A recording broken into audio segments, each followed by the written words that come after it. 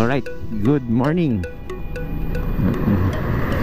So, andito na naman tayo guys. At by the way, announcements lang po. Announcement. May gaganapin po tayong tambike. So, sa tambike po, gagawin po natin sa may EDSA, sa may Green Hills. Pagkalagpas po, kung galing po kayo dito sa north, pagkalagpas lang po ng Petron, no, ng Connecticut. Yes! Ng Connecticut, nasa right side lang po yun. Bago po dumating ng Ortigas, doon po tayo. So magkikita-kita po tayo doon. May mga naglista na po sa mga pupunta. At sa mga gusto pa pong pumunta, pwede po kayo mag-PM or yun, kasi mas maganda po makalista po tayo, no? Mailista po natin yung natin. Para may expectation po tayo ng kahit papaano, wow! No? Na-expect natin kung ilan yung head count natin. So, wag po kayo mag-alala sa mga medyo nag-aalangan.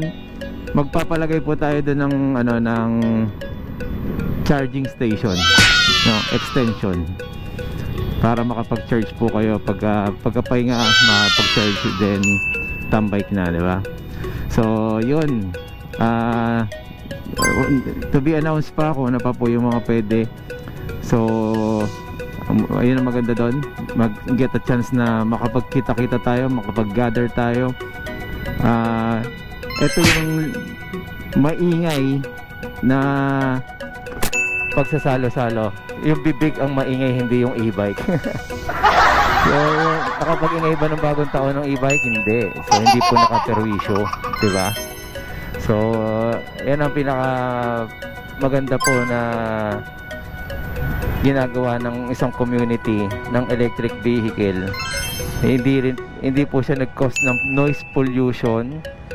Hindi rin po siya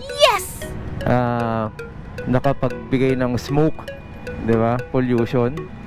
Kahit nasabihin niyo po mga 4-stroke, syempre may usok pa rin yan eh. Kung walang usok, di talagang totally kahit malinis tayo, no?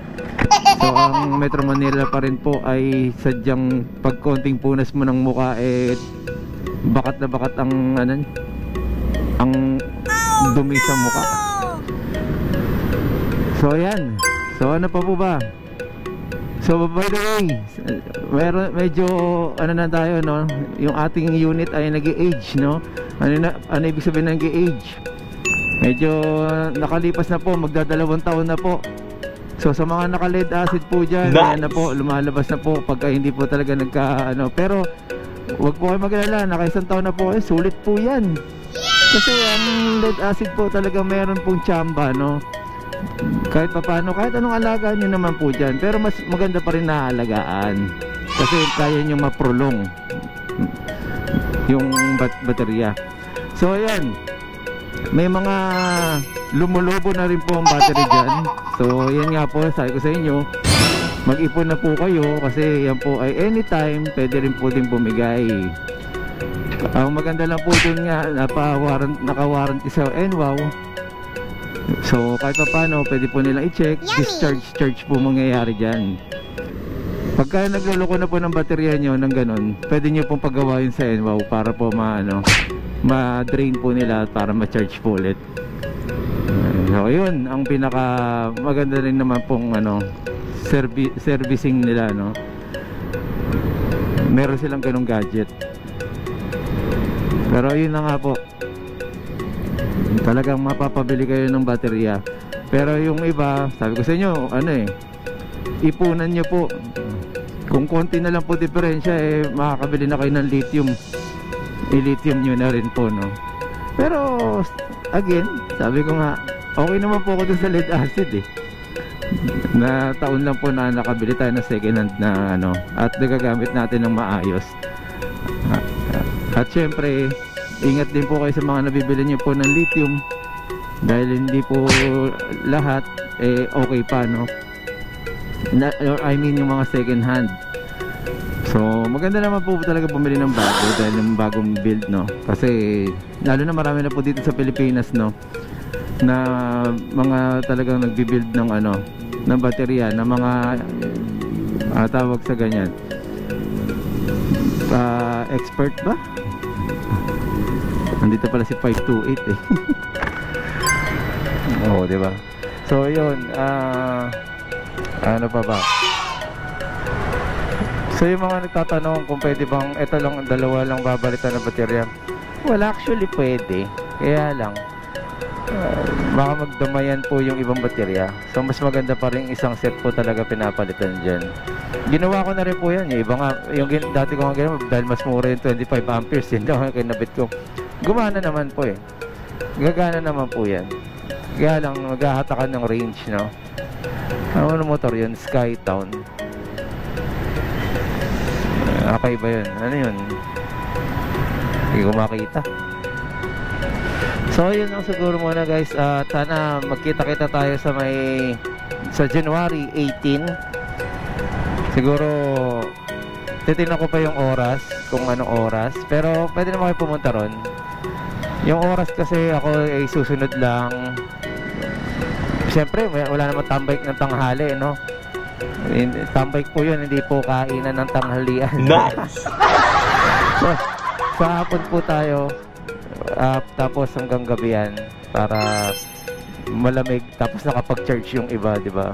Kahit pa paano, ano yan, makakapag-relax kayo. Masarap bumiyahe ngayon guys, kasi sobrang lamig po ng panahon January. Kaya samantalay na yung mga ride-ride na ganyan. Pero syempre safety tayo lagi. Dapat magsuot kayo ng helmet dahil dadang kayo EDSA, ha. Huwag niyo pong kakalimutan yun. Pakita po natin na yung iba dyan ay walang lisensya pero sumusunod ka agad sa batas, no? Marunong sumunod sa batas. Tapos syempre huwag naman nakaharang sa kalsada dahil sa EDSA po yan. Meron po dyang bike lane. Pwede rin po kayo dyan kung alanganin pa po kayong magmaneho sa EDSA. Okay? So yung iba pwede po yan dumaan muna kayo sa may Green Hills, doon kayo sa looban. Tapos pagkanan nyo po ng Petron na Connecticut, doon baybayin nyo lang po yun. Then yung iba naman po, kung galing naman po ng ganun din. So kung galing po kayo ng South, pwede po kayo maglooban ng Mandaluyong, Martinez, Shaw Boulevard, then papuntang Ortigas Avenue. Doon po kayo sa looban, pwede rin po yun. Mag-waste po kayo, pwede naman po, lahat naman po kayo nakakapanood ng YouTube, so pwede nyo rin po yun i-check sa Google Map. Yes! So ayun lang po muna guys, at marami pa pong masasabing announcement dito. Subscribe lang po kayo para po sa updated na videos natin, para din sa mga announcement natin. Okay, so ano yan, kita-kits po tayo, unti-unti po tayo guys, palalaki natin ang community na to. At syempre dapat habang lumalaki, hindi tayo nagiging kamote. Dapat natuturuan natin lahat ng mga kasamahan natin na maging maingat, no? At hindi nakakaperwisyo. Ayun lang guys, maraming salamat. Ayun guys, meron ako nakitang naka-build na na e-bike. Habulin natin. Medyo mabilis yung e-bike niya. And level 2 tayo. Paspasan natin. Excuse me. Kaya meron din po naka-electric kick scooter dito ngayon. Kasabay natin. So ayun, malapit na tayo. So abulin natin siya. Ayan o, naka-build. Hindi ko alam kung Sertots to eh.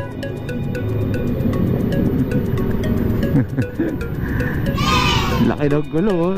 Laki ng lithium niya oh.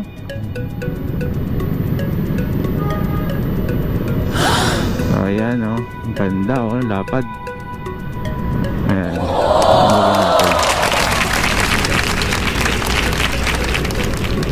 So yung iba sabi, konti pa lang daw naka e-bike. Dami po guys, madami na po kaming naka e-bike dito sa kalsada. Nice! Hindi pa tayo para makabilo tayo ng So sumasabay lang tayo. Si Sir Toots nga to. Shoutout tayo Boss Toots.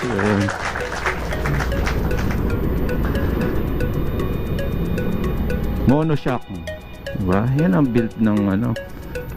Ito, maraming computation na ginagawa si boss. Yes! Ang bigat din ng gulong eh.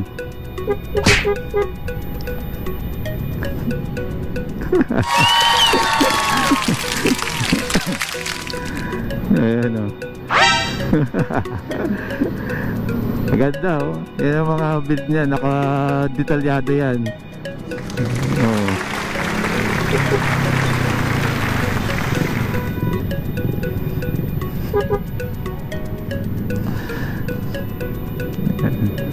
So si Boss Toots ay maraming ano yan, sineset up na mga e-bike.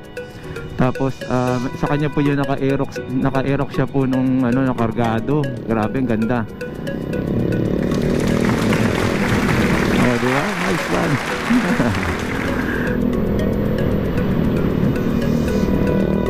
So invite din natin si Boss Toots sa January 18. Yes! Ayan. Naisingit ko lang po, no?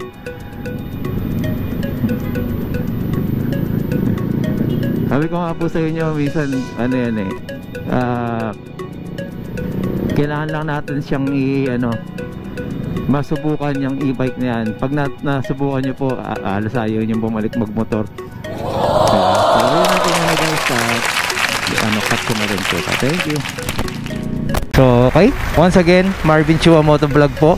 Maraming salamat po. Salamat din po sa mga nag-subscribe. Subscribe, okay. Bulol pa, no?